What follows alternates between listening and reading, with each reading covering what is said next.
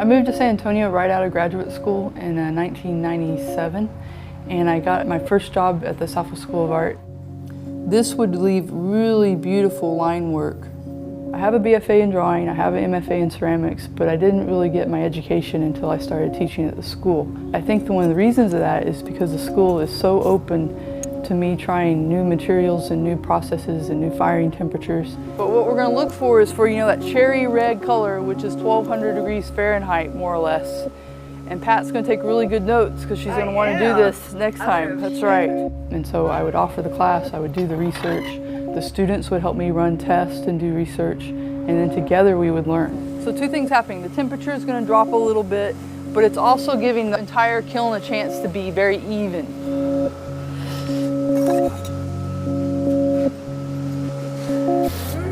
While I really loved teaching, I really was also suffering because I hadn't taken that risk of becoming an artist and making my living off my work.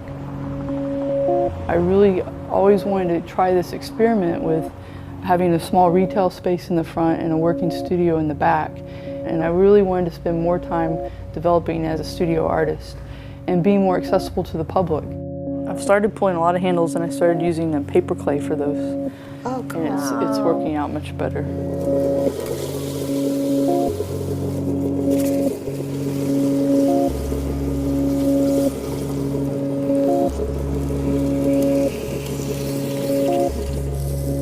I think what I'm really drawn to of ceramics is it's such a process-oriented material. It's so technical, and yet so expressive. Any mark I make onto ceramic, it will show.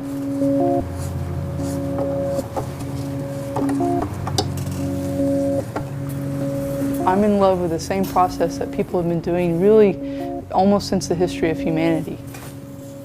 I feel this kind of communication with potters that were alive 10,000 years ago.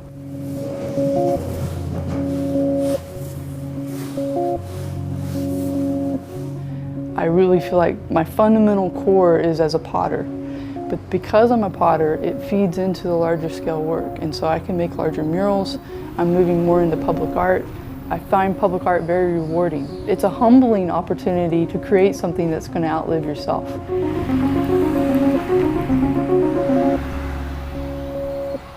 This should be reserved for right here. Watch what happens. Second we do that, look at that. Look how nice that cheekbone looks, right?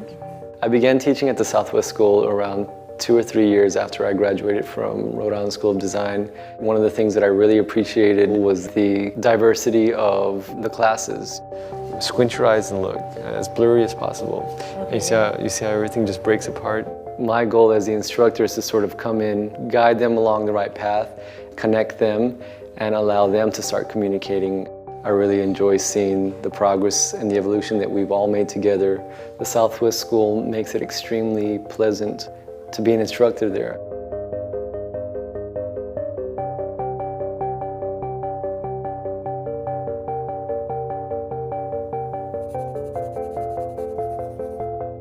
So the exhibition Flashback in 2010 at the Southwest School was an experimental exhibit for me. I really kind of challenged myself to go outside of my boundaries and my norm of what's usually easy for me. And I was very appreciative that the Southwest School was more than supportive. They just kind of allowed me to do what I needed to do as an artist, and were willing to take that chance with me.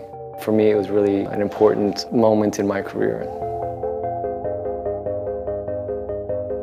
It's more crucial now than ever that we continue to establish amongst young artists that it is still possible, that it's still an honorable thing to enter a lifetime and a career as a working artist.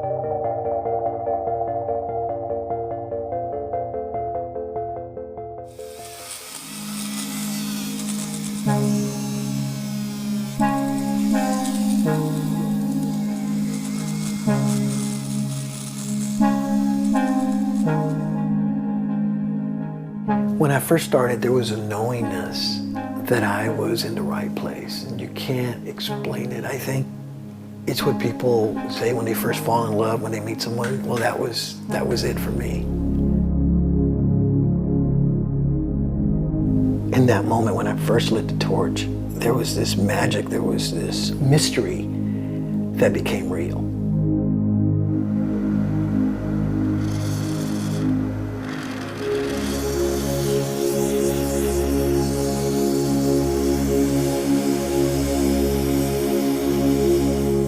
Metalsmithing has given me an opportunity to look inward, to see and to honestly look at myself and say, am I really being present with what's happening in my life?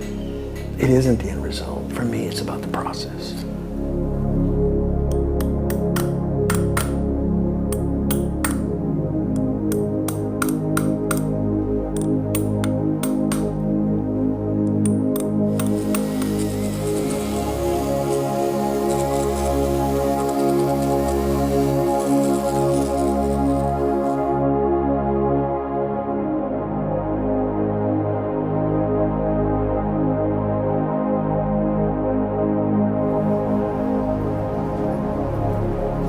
Equinox was an idea that came to me where people that were involved in metalsmithing could meet.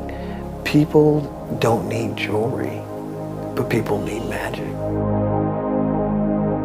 My gift to the world is to remind people of that magic, that we are here to experience bliss and love through our expression.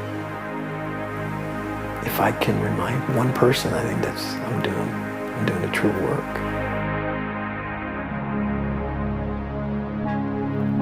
It's an important thing for Texas to see that the arts are flourishing, that we are promoting wave after wave of the next generations of young artists. It's more crucial now than ever. You can never master it all. You can never learn it all. You're always going to be surprised. There's always something to explore. And so it's the perfect thing to set yourself up in a career because you can always be growing as an artist. I feel very fortunate that I ended up as an artist. I can't imagine being anything else. To take one class, it could change your life. It changed mine.